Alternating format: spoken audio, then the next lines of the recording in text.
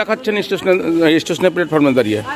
আমরা এই কারণে বিক্ষোভ দেখাচ্ছি যে আমাদের আশাকর্মীরা যে আমাদের প্রতিবাদ করতে গেছিল, আমাদের স্বাস্থ্যকর্মীর সঙ্গে যে একটা আলোচনায় বসতে চেয়েছিল আমাদের দাবি নিয়ে, সেখানে তারা ব্যারিকেডের এমনভাবে তাদেরকে ঢুকতে দেয়নি আশাকর্মীদের। তাদের ব্যারিকেড দিয়ে তাদেরকে মানে ঢুকার জন্য সেখানে ব্যারিকেড দিয়েছে যাতে তারা না ঢুকতে পারে, কথা না বলতে পারে স্বাস্থ্যকর্মীদের সাথে। সেই জন্যে আমাদের সেখানে ট্রেনে উঠতে দেয়নি, ট্রেনের থেকে প্ল্যাটফর্মে আটকে দিয়েছে, যাতে কেন এই আশাকর্মীদের উপর এত অত্যাচার। যেতে পেরেছিলেন? যেতে পারে নাই, কারণ হচ্ছে আমাদেরকে সে ট্রেন থেকে নামিয়ে দেওয়া হয়েছে, যেতে দেওয়া হচ্ছে, ট্রেনে উঠতে দেওয়া হচ্ছে না, বাসে উঠতে দেওয়া হচ্ছে না, ইউনিফর্ম পরে আমাদেরকে ঢুকতে দিচ্ছে না। সেই জন্য অনেক আশাকর্মী ইউনিফর্ম ছেড়ে নিজেদের এমনি সাধারণ ড্রেসে গেছে, কারণ হচ্ছে যেহেতু ওদের ঢুকতে দিচ্ছে না। সেই জন্য আমরা আজকে তার প্রতিবাদে আজকে আমরা প্রত্যেককে আশাকর্মীরা স্টেশনে এই ধর্মঘট ডেকেছি। এই প্রতিবাদের কারণে আমাদের উপর কেন এই অত্যাচার হচ্ছে, এই অত্যাচারের প্রতিবাদেই আমরা হচ্ছে পুলিশি অত্যাচার, সেই অত্যাচারের ধিক্কারে আমরা আজকে এখানে স্টেশনে একটা জমায়েত হয়েছি সব আশাকর্মীরা। স্বাস্থ্য বিভাগ কি আপনাদের আন্দোলনের আগে ভয় পেয়ে গেল?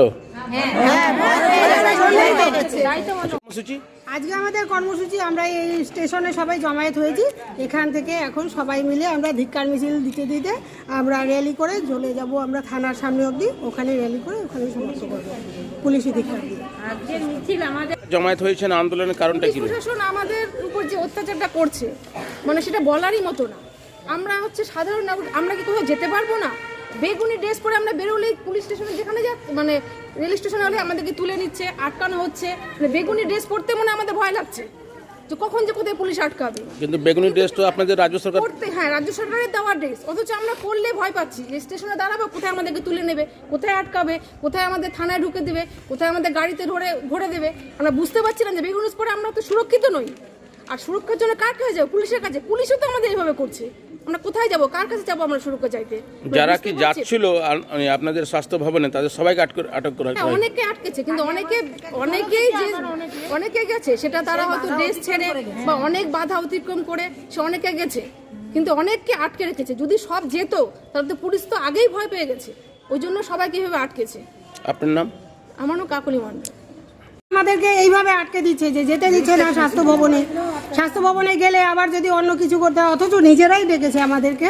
ডেট দিয়েছিল স্বাস্থ্য সচিব যে 21 তারিখে 21শে ডিসেম্বর আমাদের সঙ্গে বসবে, 21শে জানুয়ারি আমাদের সঙ্গে বসে একটা ফয়সলা হবে। যাই হোক, আমাদের এই যেটা ফিস্ট অনারিয়াম সেইটা বাড়ানোর ব্যাপারে।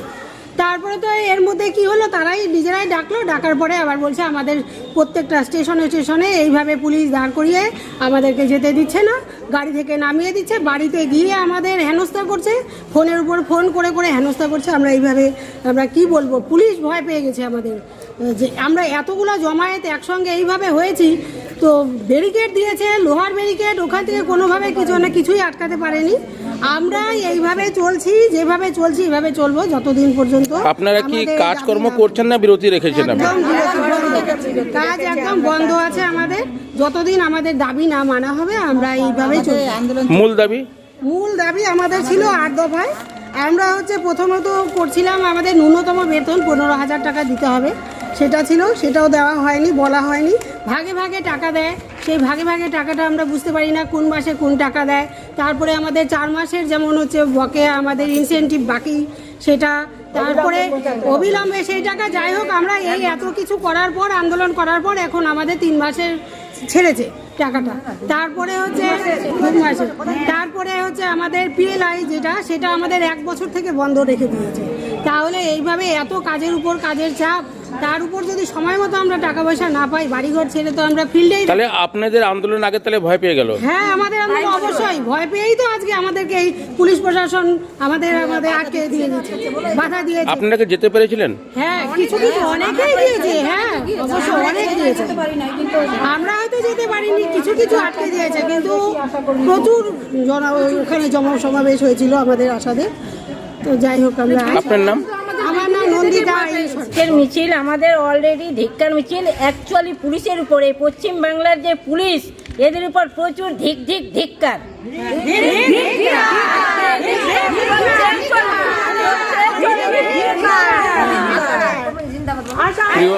প্রিয় দর্শক, উত্তর দিনাজপুর জেলার কালিয়াগঞ্জে 2 নম্বর প্ল্যাটফর্ম থেকে একটি ধিক্কার মিছিল করে কালিয়াগঞ্জ শহর পরিক্রমা করার পরে থানার সামনে তারা বিক্ষোভ দেখাবে।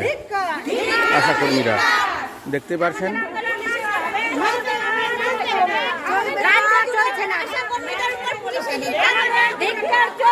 চলবে।